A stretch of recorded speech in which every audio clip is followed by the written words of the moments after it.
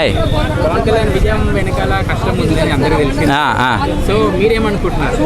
పవన్ కళ్యాణ్ గారి వెనకాల కష్టం చాలా ఉంది. 10 సంవత్సరాల కష్టం ఉంది.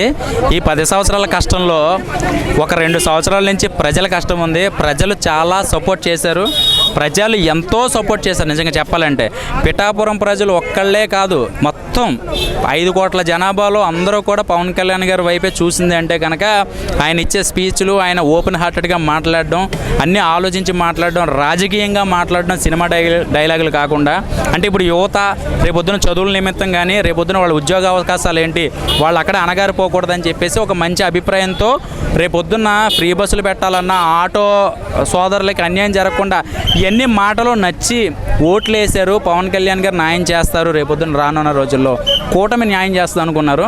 కానీ ఒకటే మాట చెప్తున్నా, ఆయన ఏది చేసినా, ఆయన తప్పు చేసినా ప్రేమించే జనం, ఆయన ఒప్పు చేసినా ప్రేమించే జనం. ఎందుకంటే ఇష్టంతో ఉన్నారు కదా, ఆయన ఏది చేసినా నచ్చుద్దండి. ఆయన ఇంటికి వచ్చి ఏంటి, ఆయన సైకిల్ ఎక్కితే సైకిల్ మ్యూజియంలో పెడతాడు, ఆయన అక్కడ ఏదో పట్టుకుంటే అది మ్యూజియంలో పెడతాడు. సో చాలా రానున్న రోజుల్లో అంతా భవిష్యత్తు బాగుంటుందని అనుకుంటున్నా. నిజంగా పవన్ కళ్యాణ్ గారు ఒక్కళ్ళే సీఎం అయితే రేపొద్దున ప్రతిపక్షం అనేది ఉంటుంది.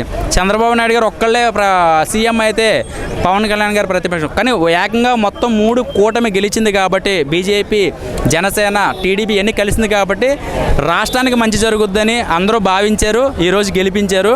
ఇంకా అపోజిషన్ పార్టీ విషయానికి వస్తే కనుక మనం ఏదో బియ్యం ఇచ్చేసామా లేకపోతే పెన్షన్ ఇచ్చేసామా, వాళ్ళ సేవలు చేశారు. మరి జనాలకి ఎందుకు మరి నచ్చలేదో తెలియదు కానీ సో డిసప్పాయింటెడ్.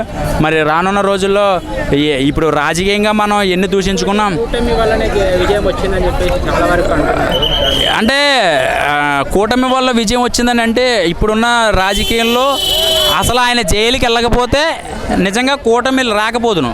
పవన్ కళ్యాణ్ గారు జైలుకి వెళ్ళి చంద్రబాబు నాయుడు గారిని పరామర్శించడం, ఆ మీటింగులు పెట్టుకోవడం, రానున్న రోజుల్లో ఈ అక్రమ రాజకీయాలు, ఈ రౌడీ రాజకీయాలు అంతం చెయ్యాలని కూటమి పెట్టామని ఆయన ప్రెస్ మీట్లో చెప్పారు. సో అదే జరిగిందనమాట. So okay, thank you.